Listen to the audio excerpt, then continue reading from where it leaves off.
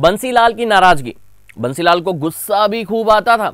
इसका स्वाद उनके प्रधान सचिव रहे राम वर्मा को भी चखना पड़ा।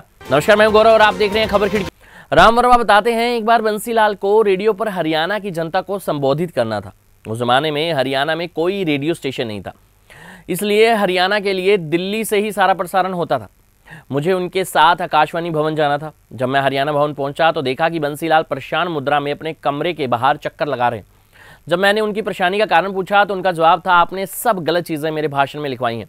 मैंने साफ किया कि मैंने वही चीज़ें भाषण में शामिल की हैं जो मुझे लिखित रूप से मिली हैं। जब हम आकाशवाणी भवन पहुंचे तो बंसीलाल ने बहुत आत्मविश्वास के साथ अपना भाषण पढ़ा, लेकिन आकाशवाणी के महानिदेशक शुंगलू ने उनसे कहा कि आप 2 वाक्यों को दोबारा पढ़ दीजिए।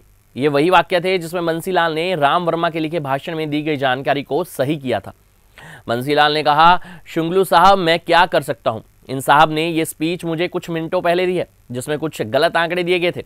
मैंने उनको सही करके पढ़ा है। बंसीलाल ने उन वाक्यों की रिकॉर्डिंग दोबारा करवाई। जब हमारी कार हरियाणा भवन के पोर्च में रुकी तो बंसीलाल ने मुझसे कहा, वर्मा जी, मिश्रा जी से कहकर अपने लिए कोई और महकमा चुन लीजिए।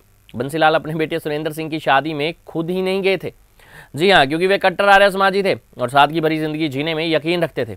शादी के बाद उन्होंने एक प्रीति भोज जरूर दिया था, जिसमें उन्होंने उस समय भिवानी में डिप्टी कमिश्नर के पद पर काम कर रहे राम वर्मा को भी आमंत्रित किया था।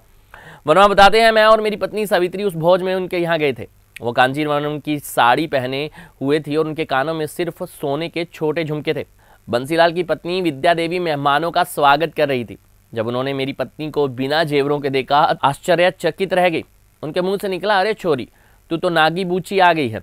वो मेरी पत्नी को घर के अंदर ले गई और अपने हाथों से उन्हें एक पेंडेंट के साथ सोने की चैन पहना दी। मेरी पत्नी जब बाहर आई तो वो थोड़ा नाराज थी। मैंने उन्हें समझाया कि इनके बोलने का तरीका यही है, अगर इनकी बेटी भी इस तरह आती तो उन्होंने उसके साथ भी यही व्यवहार करना था। दावत के बाद मैं और मेरी पत्नी वो सोने की चैन लौटाने विद्या देवी के पास गए, लेकिन उन्होंने उसे लेने से साफ इनकार कर दिया। इस तरह से शादी में तोहफे देने के बजाय हम तोहफा लेकर वापस लौटे।